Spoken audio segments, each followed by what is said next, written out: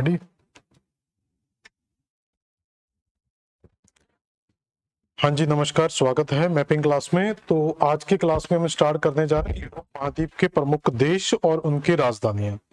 इससे last class के अंदर हमने यूरोप की पूरी आउटलाइन कंप्लीट कर ली थी और उसमें बहुत सारी कोस्टल कंट्री के बारे में हमने पढ़ा था। आज पूरे के पूरे देश और राजधानियों के बारे में स्टडी करेंगे। तो स्टार्ट करते हैं आज की क्लास। तो सबसे पहले यहाँ पर कुछ कंट्री कैपिटल्स को देखते हैं। तो पूरे यूरोप की कंट्री कैपिटल्स काफी ज्यादा जिगजैग टाइप का मैप मिलता है, बहुत सारी छोटी छोटी कंट्रीज मिलती हैं। तो कैसे हमें इन पूरी कंट्रीज को कवर करना है, तो इसमें हम क्या करते हैं कि कुछ कोस्टल कंट्रीज को कवर करते हैं। कोस्टल कंट्री मैंने कल आपको सारी की सारी पढ़ाई थी, तो एक बार आप इसको देख लेना। तो कुछ तटीय देशों की बात की जाती है। जैसे तटीय देशों का मतलब है जितने भी हमने कल आउटलाइन, जिन लोगों ने कल आउटलाइन पढ़ी होगी वो सारे के सारे कोस्टल कंट्री को देख चुके थे। जैसे हमने कल यहाँ पर नॉर्वे के बारे में पढ़ाया था, ये कोस्टल कंट्री है, ठीक है। स्वीडन भी कोस्टल कंट्री है, फिनलैंड है, Estonia, Latvia, Lithuania, Poland, Germany, Denmark.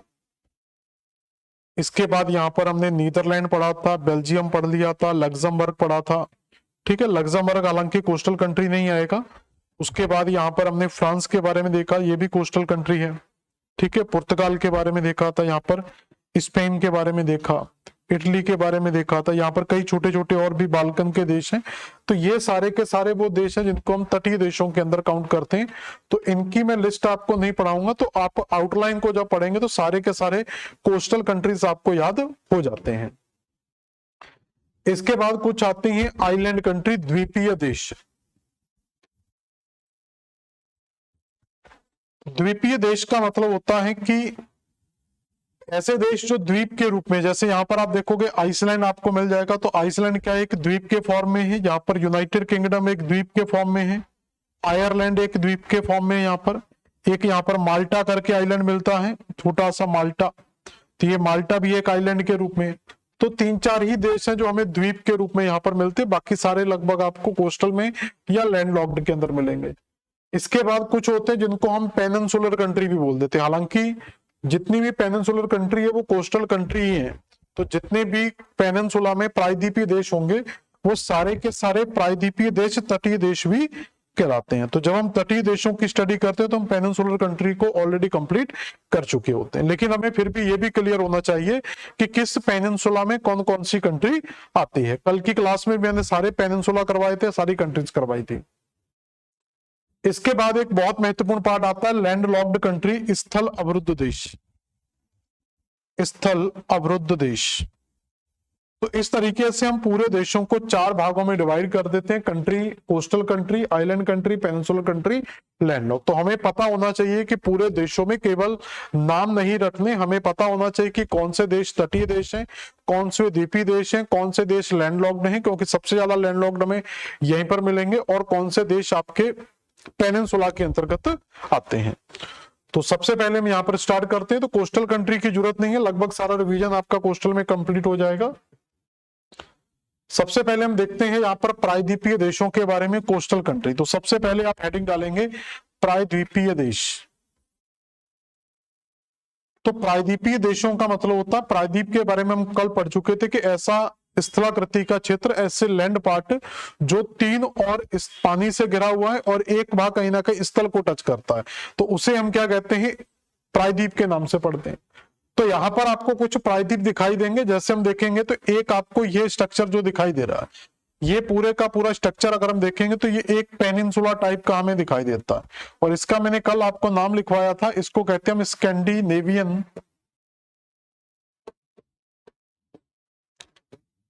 प्रायद्वीप, स्कैंडिनेवियन पेनिनसुला। तो एक हमें यहाँ पर क्या पढ़ना है, स्कैंडिनेवियन पेनिनसुला पढ़ना है। इस पेनिनसुला में कौन कौन से देश आते हैं वो भी हमें पढ़ने होंगे, ठीक है। इसके अलावा अगर हम देखें तो यहां पर अगर आप जाओगे तो यहां पर आपको एक छोटा सा पेनिनसुला मिलता है जिसका नाम हमने कल पढ़ा था, जटलैंड पेनिनसुला, जटलैंड प्रायद्वीप। इसके बाद अगर हम यहां पर जाएंगे तो ये फिर से हमें एक प्रायद्वीप स्ट्रक्चर दिखाई देता है। इस प्रायद्वीप के बारे में हम नाम लिखा था कल, आइबेरियन पेनिनसुला, आइबेरियन प्रायद्वीप। तो ये आइबेरियन प्रायद्वीप मिल जाएगा।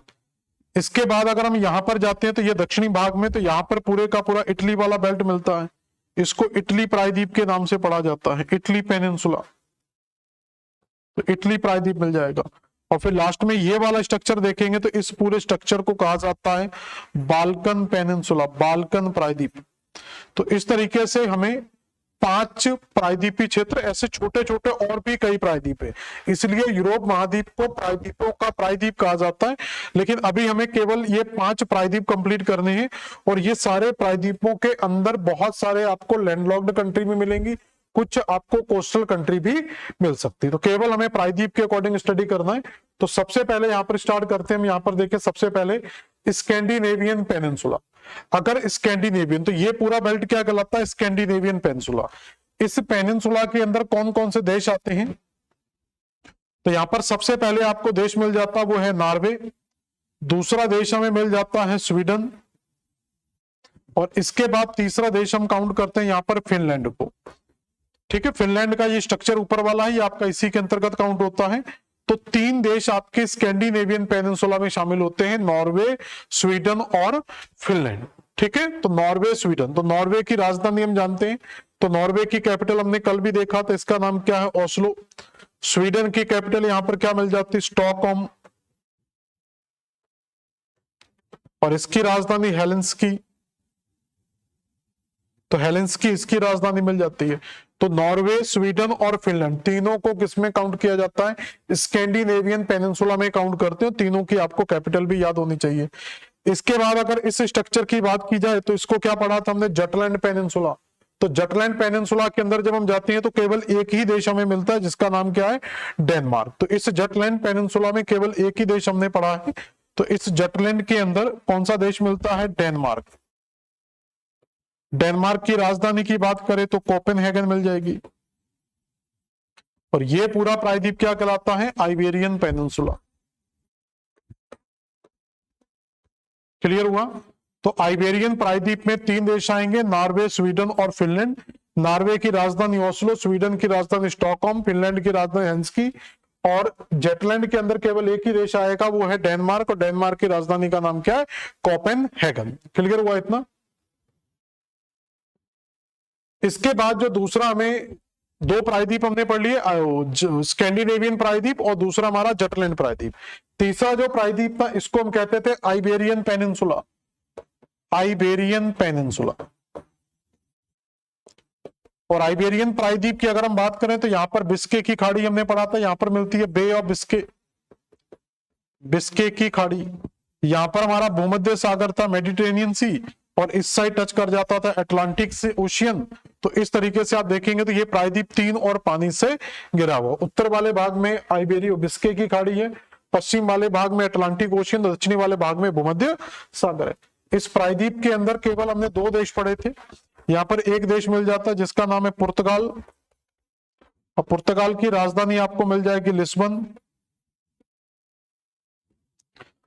ठीक है, और दूसरा यहां पर देखेंगे स्पेन, स्पेन की राजधानी मैड्रिड।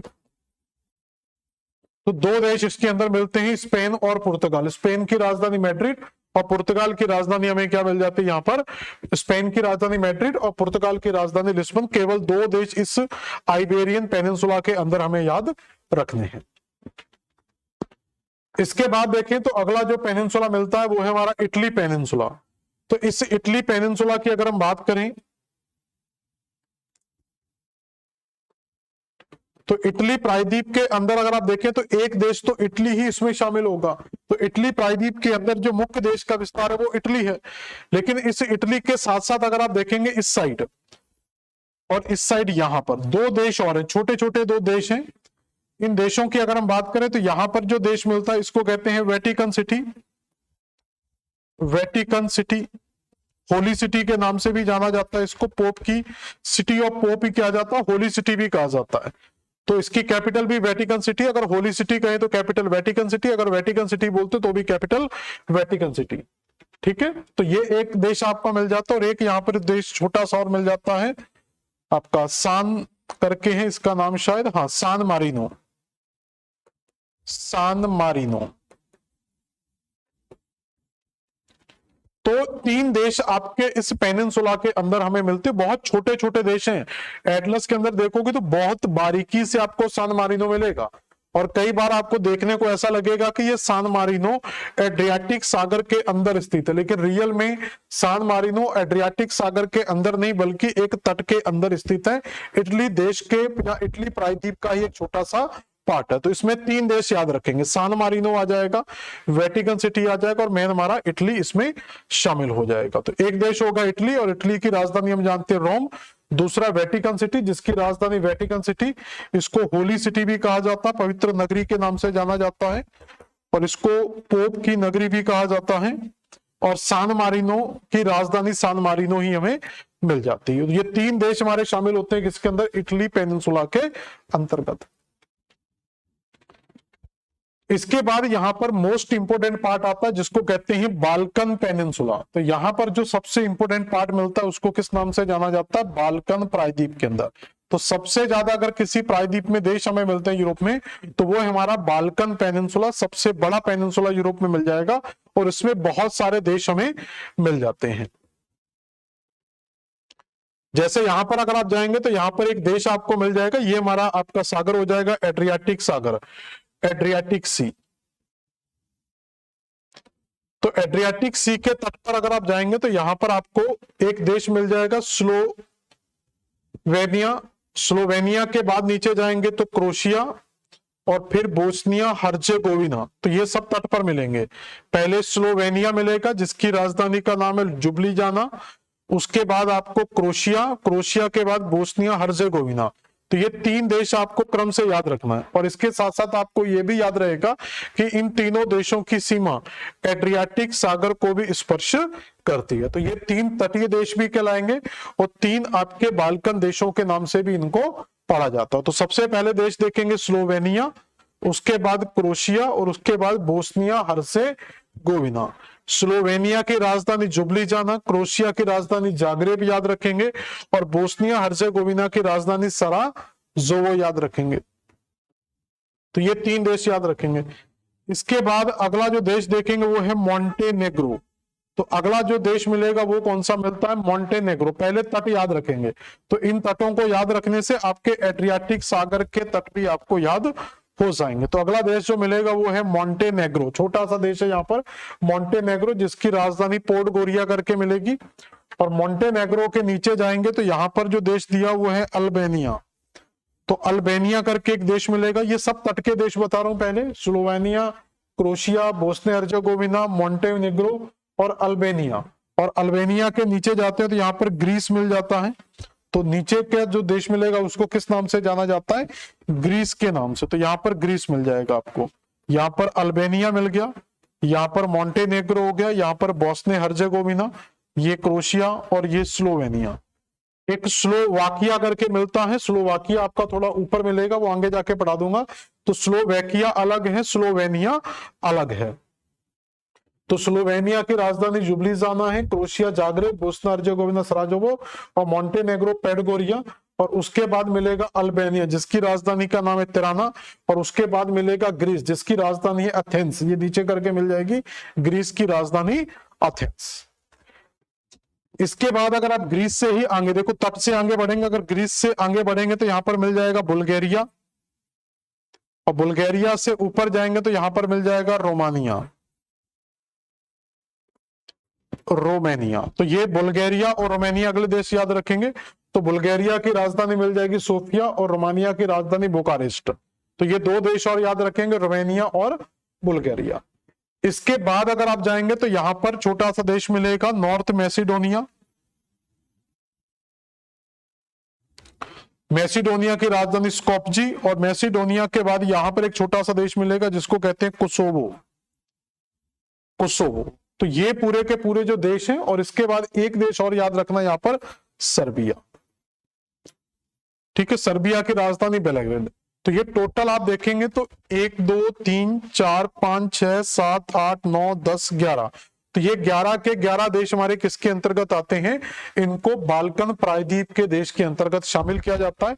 इनको बाल्कन कंट्री के नाम से भी पढ़ सकते हो। तो पहले सबसे पहला देश याद रखेंगे स्लोवेनिया, स्लोवेनिया के बाद क्रोशिया, क्रोशिया के बाद बोस्निया हर्जेगोविना, उसके बाद आ जाएंगे तो मॉन्टेनेग्रो, मॉन्टेनेग्रो के बाद आपका अल्बेनिया, अल्बेनिया के बाद ग्रीस, ग्रीस के बाद बुल्गारिया, उसके बाद रोमानिया, मैसिडोनिया, कोसोवो और उसके बाद आपका सर्बिया। तो ये आप 9 से 11 देश इसके अंतर्गत याद रखेंगे। तो ये बाल्कन कंट्रीज कंप्लीट होती हैं।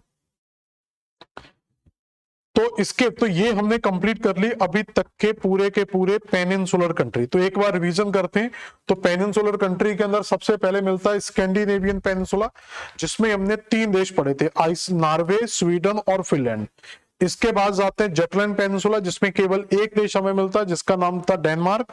उसके बाद आइबेरियन पेनिनसुला, जिसमें 2 देश हैं, पुर्तगाल और स्पेन। उसके बाद इटली पेनिनसुला, जिसके अंदर 3 देश आते हैं, इटली, वेटिकन सिटी और सान मारिनो। उसके बाद बाल्कन पेनिनसुला, बाल्कन पेनिनसुला के अंदर जाएंगे स्लोवेनिया, उसके बाद क्रोशिया, उसके बाद Bosnia Herzegovina, Montenegro, Albania, Greece, Bulgaria, Romania और सर्बिया। और इसके बाद अगर हम देखें तो ये बाल्कन देशों के साथ साथ इनको कंप्लीट करते हैं। अब हम पढ़ते हैं द्वीपीय देश। तो प्रायद्वीपीय देश कंप्लीट हो गए। तो जब हम द्वीपीय देशों की बात करें तो द्वीपीय देशों के अंदर 3 पार्ट हमें मिलते हैं। एक तो आपको आइसलैंड वाला क्षेत्र मिल जाता है, ये वाला, ठीक। इसके बाद अगर हम देखेंगे तो ये यूनाइटेड किंगडम का क्षेत्र आपको मिल जाता है। यूनाइटेड किंगडम के बाद यहां पर आपको आयरलैंड वाला, तो ये एक अलग द्वीप है यहाँ पर, और ये यूनाइटेड किंगडम अलग द्वीप है। तो मैं एक अलग क्लास के अंदर, कई बार हम पढ़ते हैं ब्रिटेन, ग्रेट ब्रिटेन किसे कहते हैं, आयरलैंड क्या है, यूनाइटेड किंगडम क्या है, ब्रिटिश क्या है। तो वो यूके की पूरी हम अलग से क्लास करेंगे, और हो सकता है कल ही मैं इसकी क्लास करवा दूं, तो कंट्री कैपिटल के साथ इसको कंप्लीट कर लेंगे। तो लेकिन यहां पर आपको याद रखना अभी केवल यूके और आयरलैंड 2 देश हैं। इसके बाद आप देखेंगे कोई भी द्वीपीय देश, देखो द्वीप तो बहुत सारे मिलते हैं, हम केवल द्वीपीय देशों की बात कर रहे हैं। यहां पर एक छोटा सा द्वीप मिल जाता है जिसको कहते हैं माल्टा, माल्टा, वलांटा इसकी राजधानी मिल जाती है। तो माल्टा करके यहां पर जो देश मिलेगा ये भी एक द्वीपीय देश है। क्लियर? तो क्लियर हो गया। तो 3 देश इसमें शामिल होंगे, तो 4 देश। एक आइसलैंड आ जाएगा इसके अंतर्गत, आइसलैंड की राजधानी हम यूके रिकजाविक जानते हैं। यूनाइटेड किंगडम की राजधानी लंदन पता ही है। आयरलैंड की राजधानी शायद,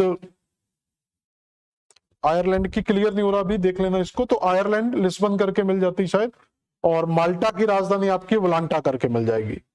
ठीक है, तो लिस्बन की राजधानी क्या मिलेगी, वलांटा। ठीक है, कंप्लीट कर लो इसको, स्क्रीनशॉट ले लो इसका पूरा।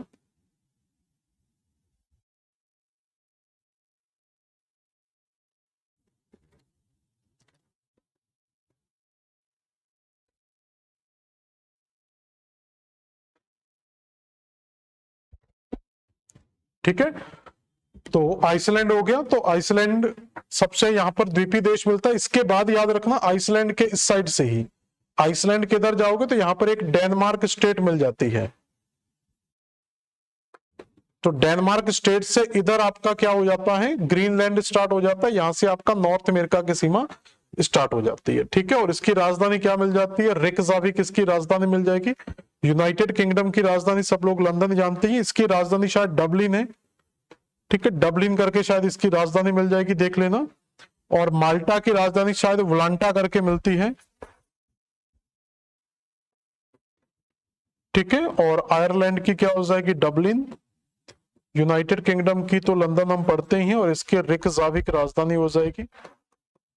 तो ये 4 देश हमें मिल जाते हैं किसके अंतर्गत, द्वीपीय देशों के अंतर्गत। तो कुछ देश हमने प्रायद्वीप में कंप्लीट कर लिए, कुछ देश आपके द्वीप में कंप्लीट होते हैं।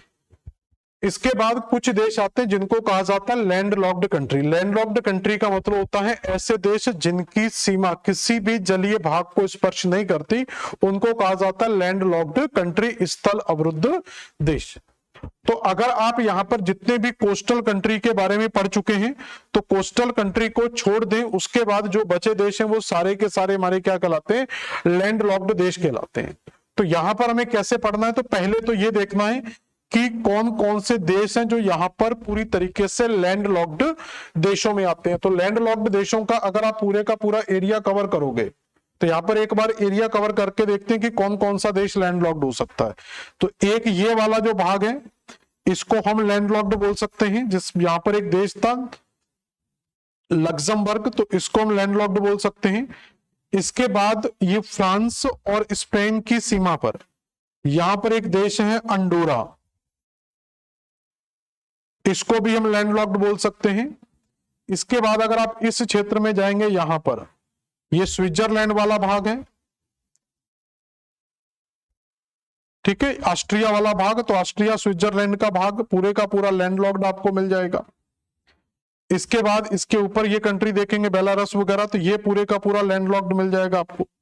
यहां पर आप देखेंगे स्लोवेनिया स्लोवेकिया करके मिल जाएंगे, हंगरी यहां पर मिल जाएगा, ये भी लैंड लॉक्ड है। तो ये 5-4 देश है यहाँ पर जो एक ग्रुप में हमें दिखाई देते हैं। 5 देश है टोटल यहाँ पर, एक देश यहाँ पर बॉर्डर पर है इस जगह पर, ठीक है। तो ये 5 देशों का ग्रुप है जो पूरी तरीके से क्या लैंड लॉक्ड है। ऊपर के देश सारे तटीय देश है, नीचे के भी सारे देश तटीय देश है। इसके अलावा सैन मारिनो पड़ा था, ये भी लैंड लॉक्ड है। वेटिकन सिटी पड़ा था, ये भी लैंड लॉक्ड है। और इसके बाद शायद यहाँ पर बेलारस करके मिल जाता है, तो ये देश भी कैसा एक लैंड लॉक्ड देश हमें मिल जाता। तो इतने देश हमें मिलते हैं जिनको हम क्या बोलेंगे, लैंड लॉक्ड कंट्री के नाम से पढ़ेंगे। लेकिन इन लैंड लॉक्ड कंट्री के अंदर जब ये देश मिलेंगे तो इनको कुछ स्पेसिफिक रीजन में डिवाइड किया जाता है, जैसे कहा जाता है land locked bye one country.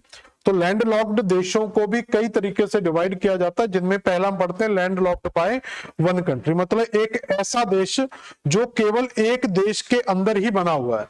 जैसे कोई देश है, जैसे ये मान लो कि ये एक देश है, तो इस देश के अंदर एक देश बना हो तो उसको क्या बोलेंगे हम, land locked bye single country.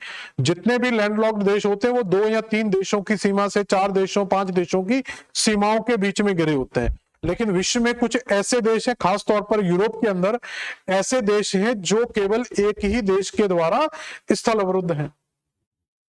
दूसरा होता है लैंड लॉक्ड बाय 2 कंट्री, ऐसे देश जो केवल 2 देशों की सीमा के बीच में फंसे हुए। जैसे भूटान की अगर हम नेपाल भूटान वगैरह देखें तो ये केवल 2 देशों की सीमा के बीच में फंसे हुए हैं। तो भारत और चाइना के बीच में क्या आते हैं, नेपाल और भूटान। तो ऐसे देशों को बोला जाएगा लैंड लॉक्ड बाय 2 कंट्री, 2 देशों के द्वारा स्थल अवरुद्ध देश, और ये कहलाते हैं एक देश के द्वारा स्थल अवरुद्ध देश।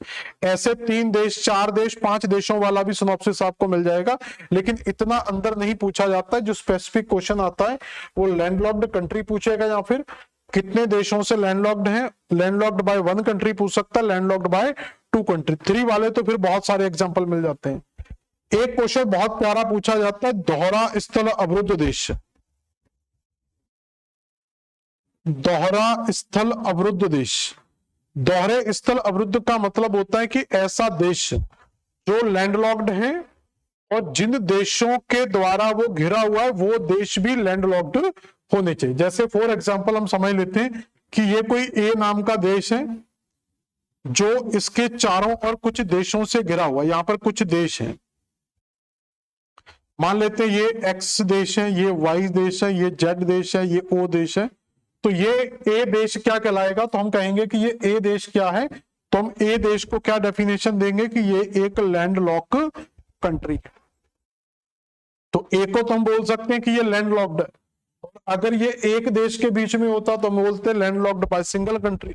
अगर 2 देशों के बीच में होता तो लैंड लॉक्ड बाय 2 कंट्री। अगर 3 के बीच में 3 कंट्री, 4 के बीच में तो 4 कंट्री। लेकिन अगर ये जो देश घिरे हुए हैं, अगर ये सारे देश भी किन्हीं देशों के साथ घिरे हों, मान लो इनके ऊपर भी कुछ देश हैं, ठीक है, इनके ऊपर भी कुछ देश हैं, जैसे मान लो ये डी देश है, ये ई करके देश है, ये एफ देश है, ये जी देश है, ये एल देश है। तो ऐसे करके कुछ कंट्रीज हैं इनके चारों ओर। तो इसका मतलब है कि यहाँ पर एक्स वाई जेड ओ ये सारे देश भी क्या कहलाएंगे, लैंड लॉक कहलाएंगे। तो ये देश भी 4 देश क्या कहलाएंगे, लैंडलॉक्ड कहलाएंगे। ये देश लैंडलॉक्ड हो या ना हो उनसे मतलब नहीं है। तो इसका मतलब ए देश अपने आप में एक लैंडलॉक्ड है और ये जिन देशों के द्वारा घिरा हुआ है वो देश भी लैंडलॉक्ड है। तो ऐसे देशों को कहा जाता है डबल लैंडलॉक्ड कंट्री, कि स्वयं भी लैंडलॉक्ड होना चाहिए और जिन देशों से घिरा हुआ वो देश भी लैंडलॉक्ड होने चाहिए। तो ये दोहरे स्थल अवरुद्ध देश कहलाते हैं। ये 2 कंट्री वाले, ये 1 कंट्री वाले, ये टोटल लैंडलॉक्ड। तो टोटल लैंडलॉक्ड तो हम देख चुके हैं कि कौन कौन से यहाँ पर लैंडलॉक्ड देश आते हैं। अब हम देखेंगे लैंडलॉक्ड बाय 1 कंट्री, 2 कंट्री और डबल लैंडलॉक्ड, जिसमें ये सारे देश आपके कंप्लीट हो जाएंगे। तो सबसे पहले देखते हैं लैंडलॉक्ड कंट्री। तो ये टोटल लैंडलॉक्ड कंट्री है इसके अंदर। तो पूरे यूरोप में लगभग ये 15 कंट्री हैं जो पूरी की पूरी लैंडलॉक्ड कंट्री हमें यहाँ पर मिल जाती हैं। तो इनको देखोगे तो यहाँ पर ये 15 नंबर में 15 के 15 नंबर यहाँ पर आपको लिख के बता दे रहा हूं। जैसे सबसे पहला देश जो आपको मिलता है वो यहाँ पर है, जिसका नाम है लक्जमबर्ग। तो सबसे पहला देश मिल जाएगा आपको लक्जमबर्ग, यहाँ पर याद रखेंगे। दूसरा देश स्पेन और फ्रांस की सीमा पर यहाँ पर मिल जाएगा, जिसको कहा जाता है अंडोरा। तीसरा देश यहां पर मिल जाएगा जिसको कहा जाता है स्विट्जरलैंड। चौथा देश यहां पर मिल जाएगा आपको ऑस्ट्रिया। ठीक है, तो स्विट्जरलैंड और ऑस्ट्रिया, यहां पर स्विट्जरलैंड और ऑस्ट्रिया के बॉर्डर पर यहां पर इस जगह पर आपको 5वां देश मिलेगा जिसको कहते हैं लिechtenstein। तो ये 5वां देश आपको यहां पर मिल जाएगा। इसके अलावा 6वां देश आपको यहां पर मिलेगा जिसको कहते हैं चेक रिपब्लिक। चेक रिपब्लिक के बाद 7वां देश यहां पर मिलेगा स्लोवेकिया। जैसे यहां पर हमने पढ़ा था, इसको कहा जाता है स्लोवेनिया। स्लोवेनिया अलग है जिसकी राजधानी का नाम था जुब्लिजाना, और स्लोवेकिया अलग है जिसकी राजधानी का नाम है ब्राटिस्लावा। ठीक है, तो 7 देश हो गए। ये देश लैंडलॉक्ड नहीं है, सिर्फ बताने के लिए था। इसके बाद इसी के नीचे 8वां देश मिल जाएगा जिसका नाम है हंगरी। हंगरी के बाद देखोगे यहां पर ये 2 देश उस समय नहीं बता पाया मैं, यहां पर हमने मैसिडोनिया के बारे में पढ़ा था, ये 9वां देश हो जाएगा। या 9वां देश पहले कौन सा है, सर्बिया, ये वाला, ये पहले लिख लो। तो पहले 9वां देश मिल जाएगा सर्बिया। सर्बिया के नीचे 10वां देश मिल जाएगा कोसोवो, और 11वां देश जो हमें वो मिलेगा मैसिडोनिया। तो 11वां देश आप देखेंगे आपको मैसिडोनिया मिल जाएगा। इसके बाद यहां पर 12वां देश मिल जाएगा जिसको कह देते हैं बेलारस। तो 12 देश तो आपको स्पष्ट तरीके से यहां पर दिखाई दे। तो ये पूरे का पूरा एरिया कहलाता है लैंडलॉक्ड एरिया। तो इस लैंडलॉक्ड एरिया को ये वाला खास तौर पर कवर कर लेना, यहां से इस तरीके से ये पूरा एरिया अगर आप देखोगे तो इस तरीके से बीच का एक एरिया निकल जाता है।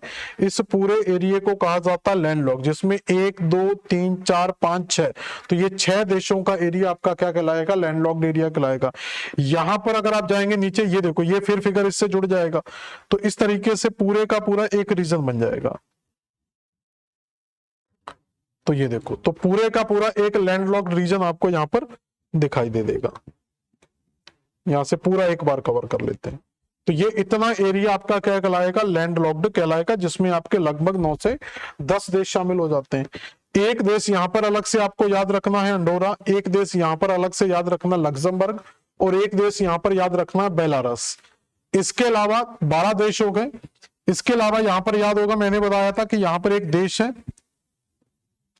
यहां पर जो देश मिलता है उसका नाम क्या है, सान मारिनो। अच्छा, माल्डोवा रह गया इसमें, ये देखो यहां पर याद रखना, ये मैप के अंदर थोड़ा इसको इस तरीके से दिखा है, लेकिन रियल में इसकी बाउंड्री यहां तक है। नीचे ये यूक्रेन का ही पार्ट है, तो इसको कहते हैं माल्डोवा।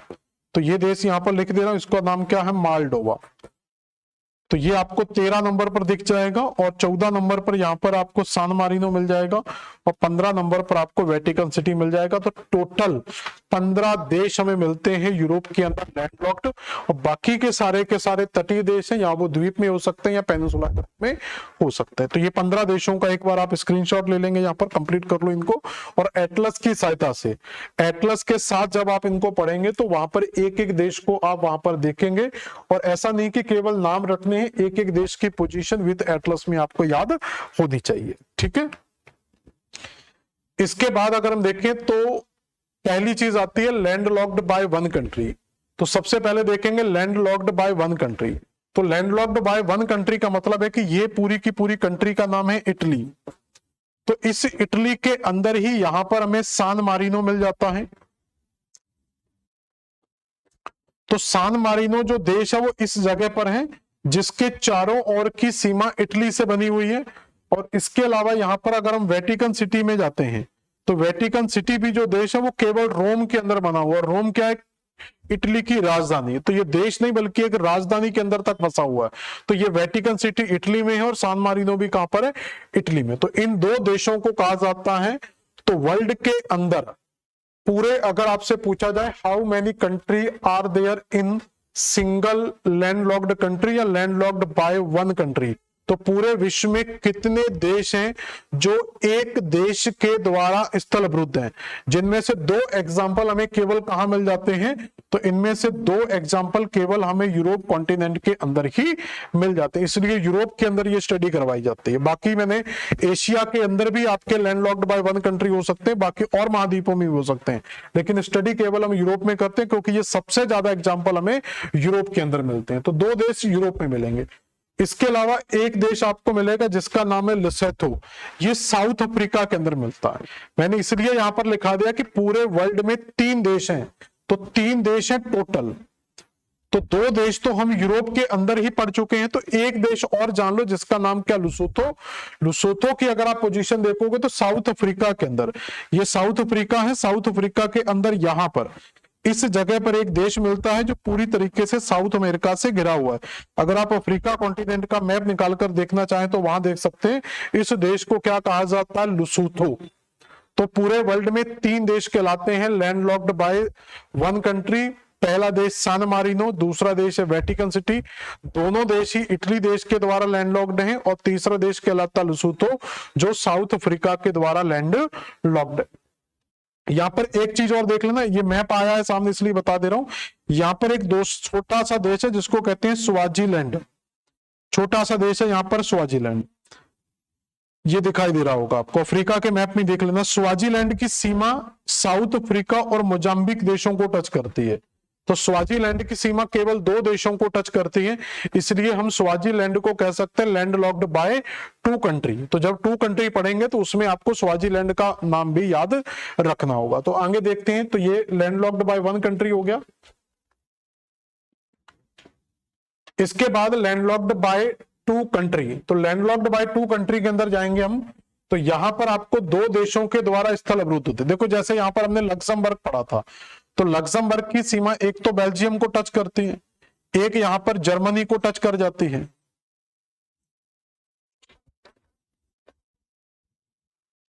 और यहां पर स्पेन को टच कर जाती है। तो लक्समबर्ग क्या कहलाएगा, लैंडलॉक्ड बाय 3 कंट्री। 2 कंट्री नहीं बोलेंगे, इसको बोलेंगे लैंडलॉक्ड बाय 3 कंट्री। लेकिन 2 वाली बात करें तो स्पेन, सॉरी ये फ्रांस हो जाएगा यहां पर, तो फ्रांस और स्पेन इन दोनों देशों की सीमा पर, यहां पर एक माउंटेन है पेरेनीस माउंटेन, तो पेरेनीस माउंटेन के ऊपर ही यहां पर स्थित है आपका एक छोटा सा देश जिसको कहा जाता है अंडोरा। तो ये एक पर्वतीय क्षेत्र में बसा हुआ छोटा सा देश है जो 2 देशों की सीमा के बीच में बना हुआ, जिसका नाम क्या, अंडोरा। तो अंडोरा को हम बोल सकते हैं ये एक तो लैंडलॉक्ड है और दूसरा हम कह सकते हैं लैंडलॉक्ड बाय 2 कंट्री, 2 देशों के द्वारा घिरा हुआ देश।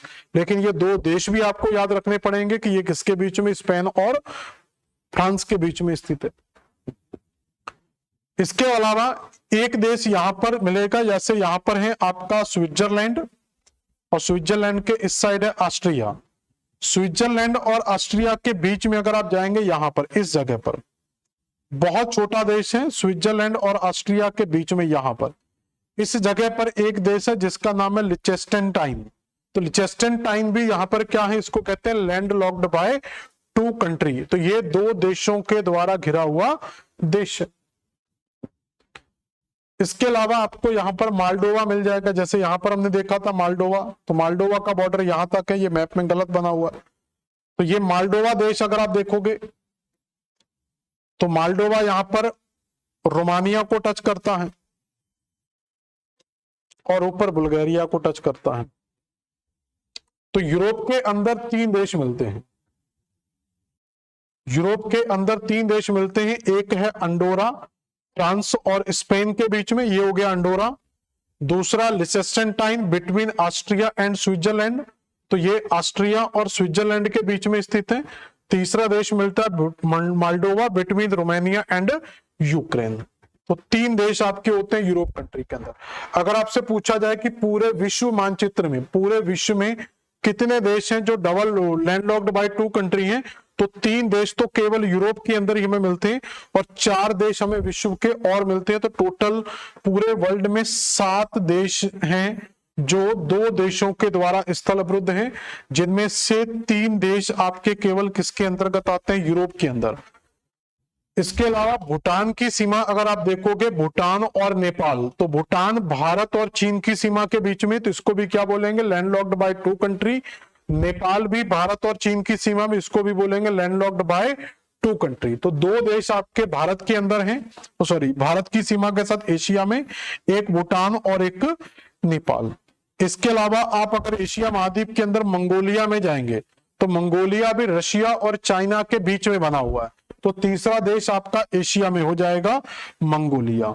तो यहां पर हम एशिया के अंदर कितने देश देखेंगे? तो 3 देश आपके एशिया के अंदर हैं और एक देश, देखो यहां पर बैक करके बता रहा हूं, यहां पर मैंने आपको बताया था स्वाजीलैंड, या इसको एस्वाटिनी भी बोल देते हैं, एस्वाटिनी या स्वाजीलैंड।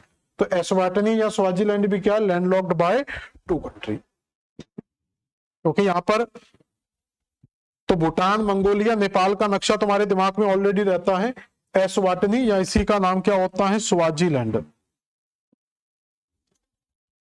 तो ये 2 देशों के बीच में आता है, between Mozambique and south Africa. तो मैं यहां पर इसको लिख दे रहा हूं, यहां पर भी इसको कहते हैं एस्वाटिनी, ठीक है, हो सकता है वहां पर ना आए इसमें, और इसी को स्वाजीलैंड भी बोल देते हैं। और ये कहां पर है? अफ्रीका के 2 देशों के बीच में, साउथ अफ्रीका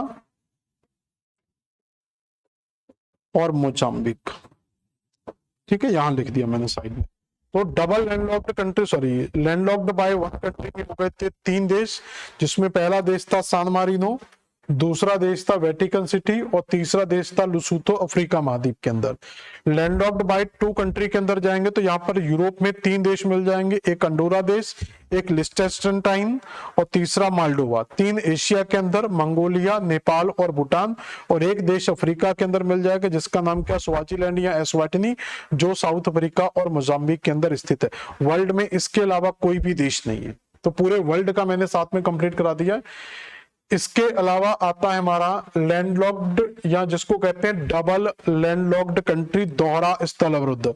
तो दोहरे स्थल अवरुद्ध के बारे में मैंने बताया था कि ऐसे देश जो स्वयं में स्थल अवरुद्ध हैं और जिन देशों के द्वारा घिरे हुए वो देश भी स्थल अवरुद्ध होने चाहिए। ऐसा पूरे यूरोप के अंदर केवल एक एग्जाम्पल मिलता है। जैसे देखोगे यहाँ पर अंडोरा देश को देखोगे तो अंडोरा स्पेन और पुर्तगाल के बीच, सॉरी स्पेन और फ्रांस के बीच में, तो स्पेन फ्रांस तो अपने आप में लैंडलॉक्ड नहीं है। इसके अलावा और भी हमने लैंडलॉक्ड पढ़े, जैसे लग्जमबर्ग पढ़ा है, लग्जमबर्ग के ऊपर बेल्जियम है, तो बेल्जियम यहाँ पर लैंडलॉक्ड नहीं है। तो कुल मिला के जो देश लैंडलॉक्ड होगा वो दूसरा देश भी लैंडलॉक्ड होना चाहिए। ऐसा एग्जाम्पल हमें केवल एक ही मिलता है पूरे यूरोप कॉन्टिनेंट के अंदर, वो यहां पर मिलेगा इस जगह पर, जिसके बारे में बता चुके थे कि ये लिechtenstein करके एक देश मिलता है जो स्विट्जरलैंड और ऑस्ट्रिया के बीच में स्थित है। तो पहली चीज तो ये जो देश है ये लैंडलॉक्ड है, तो लिechtenstein हम कहेंगे कि ये देश कैसा है? लैंडलॉक्ड है। अब ये डबल लैंडलॉक्ड, अब देखो इसमें 2-3 चीजें आती हैं। लिechtenstein एक लैंडलॉक्ड कंट्री है, पहला आंसर। लिechtenstein लैंडलॉक्ड बाय 2 कंट्री, तो लिechtenstein 2 देशों के द्वारा स्थल अवरुद्ध देश है, वो देश है स्विट्जरलैंड और ऑस्ट्रिया सॉरी। और लिechtenstein को ही हम बोलते हैं डबल लैंडलॉक्ड कंट्री। क्यों? क्योंकि ये स्विट्जरलैंड से घिरा हुआ है और स्विट्जरलैंड अपने आप में, देखो इसके चारों तरफ जो देश हैं उनसे घिरा हुआ, तो स्विट्जरलैंड को हमने लैंडलॉक्ड में काउंट किया था। तो स्विट्जरलैंड अपने आप में लैंडलॉक्ड है और ऑस्ट्रिया देश भी अपने आप में एक लैंडलॉक्ड देश है। तो इसका मतलब है कि स्विट्जरलैंड खुद लैंडलॉक्ड है और जिन 2 देशों से घिरा हुआ है वो देश भी दोनों लैंडलॉक्ड है। तो 2 लेयर तक आपको याद रखना है, सेल्फ में लैंडलॉक्ड होना चाहिए और जिन देशों से घिरा हुआ वो लैंडलॉक्ड होना चाहिए। तीसरी लेयर तक जाने की जरूरत नहीं होती और ऐसा कभी पॉसिबल भी नहीं है। तो केवल यूरोप में एक देश मिलेगा जिसका नाम क्या है? लिechtenstein, जो बिटवीन ऑस्ट्रिया एंड स्विट्जरलैंड। तो इससे 3 आंसर बनते हैं। एक तो केवल आता है कि ये लैंडलॉक है, दूसरा ये 2 कंट्री के द्वारा लैंडलॉक्ड है और तीसरा ये डबल लैंडलॉक्ड है। तो लिechtenstein से 3 तरीके से क्वेश्चन आता है। पूरे वर्ल्ड में एक ऐसा देश और है जो खुद लैंडलॉक्ड हैं और जिन देशों से घिरा हुआ है वो देश भी लैंडलॉक्ड हैं। तो उस देश का नाम है यहाँ पर उज्बेकिस्तान। तो उज्बेकिस्तान यहाँ पर एक ऐसा देश मिलता है जो खुद लैंडलॉक्ड है और जिन देशों से घिरा हुआ है वो देश भी यहाँ पर लैंडलॉक्ड है। मैं आपको मैप में दिखा दे रहा हूं, नहीं तो आप लोग तर्क करेंगे कि सर ये कैसे हो सकता है। यहां पर आप पोजीशन देखेंगे कि जो रेड कलर दिखाई दे रहा है ये उज्बेकिस्तान का मैप है। तो ये उज्बेकिस्तान एक लैंडलॉक्ड देश है। अब उज्बेकिस्तान की जो सीमा है ये कजाकिस्तान को टच करती है, इधर से तुर्कमेनिस्तान को टच करती है, नीचे अफगानिस्तान को टच करती, इधर ताजिकिस्तान को टच करती, किर्गिस्तान को टच करती है। तो उज्बेकिस्तान यहां पर जो बना हुआ है उज्बेकिस्तान, तो उज्बेकिस्तान के ऊपर है कजाकिस्तान। तो कजाकिस्तान भी एक लैंडलॉक्ड कंट्री है, ये लैंडलॉक है। इसकी जो दक्षिणी सीमा है वो टच करती है तुर्कमेनिस्तान को। तो तुर्कमेनिस्तान भी क्या है, एक लैंडलॉक है। तो ये भी लैंडलॉक हो गया। इसके बाद इसकी सीमा टच करती है अफगानिस्तान को, तो अफगानिस्तान भी लैंडलॉक है। इसके बाद ये ताजिकिस्तान को टच करता है, तो ताजिकिस्तान भी लैंडलॉक है। और इसके अलावा ये किर्गिस्तान को टच कर जाता है, तो किर्गिस्तान भी अपने आप में एक लैंडलॉक्ड है। तो उज्बेकिस्तान को हम बोल सकते हैं डबल लैंडलॉक्ड कंट्री, क्योंकि ये अफगानिस्तान, कजाकिस्तान, किर्गिस्तान, ताजिकिस्तान और तुर्कमेनिस्तान को टच करता है। और ये सारे देश भी क्या हैं, अपने आप में लैंडलॉक्ड देश हैं। कई लोग ये विवाद कह देते हैं कि सर ये कजाकिस्तान लैंडलॉक्ड देश नहीं है, कजाकिस्तान कैस्पियन सागर को टच करता है। ये बात बिल्कुल सही है कि ये कैस्पियन सागर को टच करता है, लेकिन यहाँ पर हमें ये भी याद रखना है कि कैस्पियन सागर को विश्व की सबसे बड़ी झीलों में काउंट किया जाता है, ना कि सागर में काउंट किया जाता। तो भले ही उसका नाम सी है, जैसे अरल सागर, तो अरल सागर को हम सागर बोलते जरूर है, लेकिन उसको सागर में काउंट नहीं करते, उसको झील में काउंट किया जाता है। तो झीलों के पानी को लैंडलॉक्ड में शामिल कर लेते हैं, वो स्पेशली कोई सागर का पार्ट नहीं माना जाता है। तो इसलिए ये दो देश मिलेंगे, एक लिechtenstein और एक उज्बेकिस्तान। तो इस तरीके से आपके पूरे देशों की कहानी कंप्लीट होती है। इसमें एक दो चीजें और समझ लो। जैसे कल मैंने आपको स्कैंडिनेवियन कंट्री पढ़ाई थी, जिसमें हमने 4 देश पढ़े थे, जिसमें मैंने बोला था एक देश होगा आइसलैंड, दूसरा नॉर्वे, स्वीडन और डेनमार्क। तो ये 4 देशों को अगर मिला दें तो 4 देश मिलकर क्या कहलाते हैं, स्कैंडिनेवियन कंट्री। और अगर इसी में फिनलैंड को भी ऐड कर लें, अगर फिनलैंड को भी ऐड कर लें तो ये कहलाती हैं फिनो स्कैंडिनेवियन कंट्री। तो ये 5वां देश ऐड हो जाता है इसके अंदर फिनलैंड। तो 4 में 5 ऐड कर दोगे तो स्कैंडिनेवियन से बन जाता है फिनो स्कैंडिनेवियन कंट्री। इसके अलावा यहां पर याद होगा मैंने आपको 3 देश पढ़ाए थे, जिसमें एस्टोनिया, लाटविया और लिथुआनिया। ये तीनों सागर देशों की सीमा बगल में बाल्टिक सागर को टच करती है, इसलिए इन देशों को बाल्टिक कंट्री के नाम से जाना जाता है। तो एस्टोनिया, लाटविया, लिथुआनिया को किस नाम से जाना जाता है, बाल्टिक कंट्री के नाम से जाना जाता है। इसके अलावा यहां पर याद होगा मैंने आपको कल भी पढ़ाया था ये, जिसमें नीदरलैंड, बेल्जियम और लग्जमबर्ग, इन तीनों देशों को लो लैंड कंट्री कहा जाता है, क्योंकि इनकी समुद्र तल से जो ऊंचाई है वो बहुत कम है। तो ये 3 देश कहलाते हैं हमारे लो लैंड कंट्री। ठीक है। इसके अलावा एक बाल्कन कंट्री आता है, जो मैंने बाल्कन पेनिनसुला आपको पढ़ाया था, उसमें जितने भी देश आते हैं वो सारे के सारे बाल्कन कंट्री के अंतर्गत आते हैं। तो लगभग मैंने सारे देशों की चर्चा आपके साथ कर दी है, कोई भी देश इसमें नहीं बचता है। तो आप एक पूरी लिस्ट बनाकर सारे देशों को याद रख सकते हैं, और उन देशों के सामने आपको क्या करना है, देखो आप क्या करें, पूरे की पूरी एक लिस्ट बना लो देशों की, पूरे देशों की एक लिस्ट बनाएं। यूरोप के पूरे जो भी देश हैं उनकी पूरी लिस्ट बनाओ। जब भी किसी देश का नाम लिखो तो उसके सामने लिखो कि ये कोस्टल कंट्री है, ये लैंडलॉक्ड कंट्री है, ये पेनिनसुलर कंट्री है, ये आइसलैंड कंट्री है, ये डबल लैंडलॉक्ड कंट्री है, या landlocked by single country, landlocked by 2 country.